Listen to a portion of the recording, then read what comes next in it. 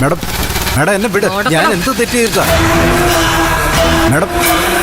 Madam ഞാൻ എന്ത് തെറ്റ് ചെയ്തിട്ടാ എന്നെ പോലീസ് സ്റ്റേഷനിൽ കൊണ്ടുവന്നേ? റൂബി, എന്താ നീ കാണിക്കുന്നേ? എന്തിനാ ഇദ്ദേഹത്തെ കൊണ്ടുപോകുന്നേ? നടേശൻ സാറിനെ കൊന്നത് ഇയാളാണെന്ന് തന്നെയാണ് ഞങ്ങൾ വിശ്വസിക്കുന്നത്. അതൊന്ന് ചോദിച്ചറിയാൻ വേണ്ടി കൊണ്ടുപോകുന്നതാ.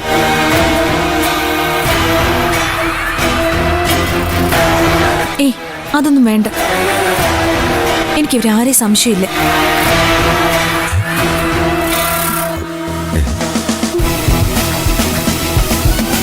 ചില തെറ്റിദ്ധാരണകളൊക്കെ ഉണ്ടായിരുന്നു നേരത്തെ, അതൊക്കെ മാറി.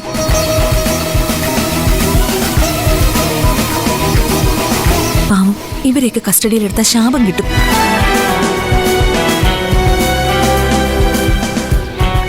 സോറി അച്ഛ, ഇങ്ങനൊന്നും സംഭവിക്കാൻ പാടില്ലായിരുന്നു.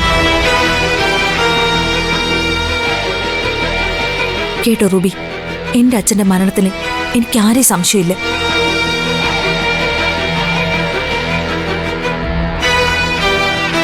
അതുകൊണ്ട് മേലിൽ കേസ് അന്വേഷണം എന്ന് പറഞ്ഞ് ആരെയും ബുദ്ധിമുട്ടിക്കാൻ പാടില്ല.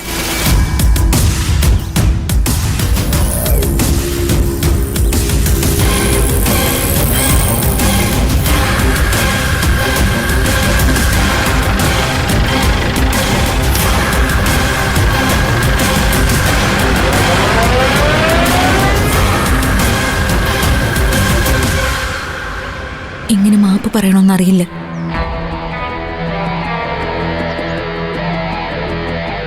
അച്ഛൻ മരിച്ചപ്പോഴുണ്ടായ ഷോക്കില് ഞാൻ പല അബദ്ധങ്ങളും ചെയ്തു കൂട്ടി.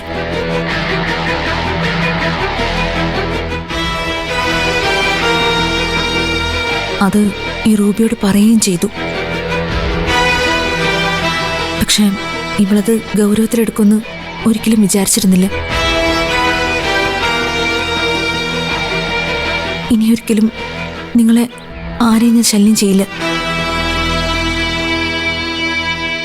ഇതെന്റെ ഉറപ്പ്, ചന്ദ്രയുടെ ഉറപ്പ്.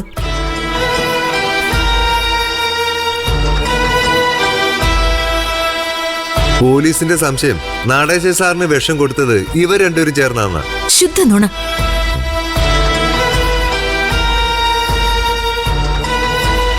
അല്ലെങ്കിൽ ഭാവനയിൽ മെനഞ്ഞുണ്ടാക്കിയ വെറും കഥ. ഒരാളെ കൊല്ലണമെങ്കിൽ തക്കതായ കാരണം വേണ്ടേ? എന്താ ഈ കേസിൽ ആ കാരണം? അത് കണ്ടുപിടിക്കാനാണല്ലോ പോലീസ്. അവരതിന് ശ്രമിച്ചപ്പോഴാണല്ലോ ചന്ദ്ര അതിലിടപെട്ടത്. ആ എസ് ഐ ചന്ദ്രയുടെ ഫ്രണ്ട് ആയോണ്ടാ ചന്ദ്ര പറയുന്നതും കേട്ട് ഒന്നും മിണ്ടാതെ തിരിച്ചു പോയത്. റൂബിയുടെ സ്ഥാനത്ത് വേറെ ആരെങ്കിലും ആയിരുന്നെങ്കിലേ ഇവരെ രണ്ടുപേരും തൂക്കിക്കൊണ്ടുപോയേനെ. ഞാനിപ്പോ ഒരു തിരിച്ചറിവിന്റെ പാതയില. എന്റെ അച്ഛനെ കൊന്നത് ഇവരാണെന്ന് മറ്റാരെക്കാളും ശക്തമായിട്ട് മുൻപ് ഞാൻ വിശ്വസിച്ചിരുന്നു.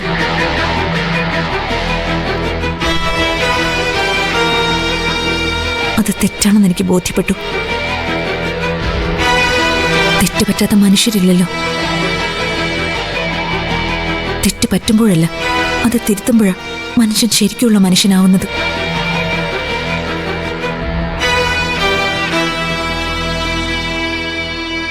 ഞാനിപ്പോ അങ്ങനെ ഒരാളാ. ഇനി ഞാൻ ഒരിക്കലും ആരെയും ദ്രോഹിക്കില്ല.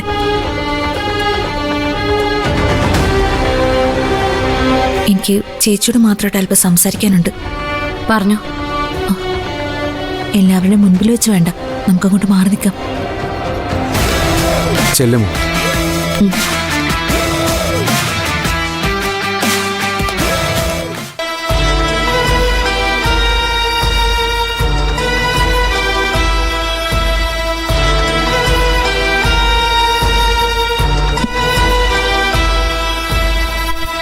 ഒന്നാലോചിച്ച നമ്മൾ രണ്ടുപേരും ഒരേ തോണിയിലെ യാത്രക്കാരാ.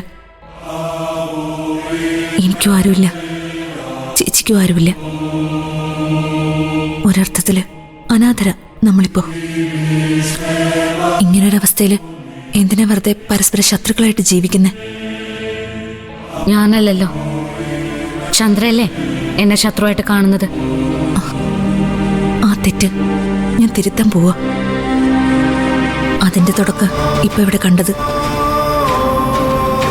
എനിക്കിനി ആരോടും പോരാടാൻ വയ്യ ദേവിയേച്ചി. മടുത്തു.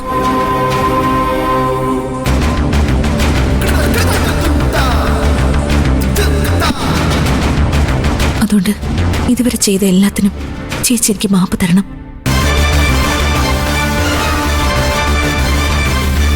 ഇനി അങ്ങോട്ട് ഒരിക്കലും ഞാൻ ചേച്ചിയെ ദ്രോഹിക്കില്ല. ചേച്ചിയുടെ ഭാഗത്തുനിന്നും അങ്ങനെ തന്നെ ഉണ്ടാവണമെന്നാ എനിക്ക് ആഗ്രഹം. ചന്ദ്രനല്ല, ആരെയും ഞാൻ ദ്രോഹിക്കാറില്ല.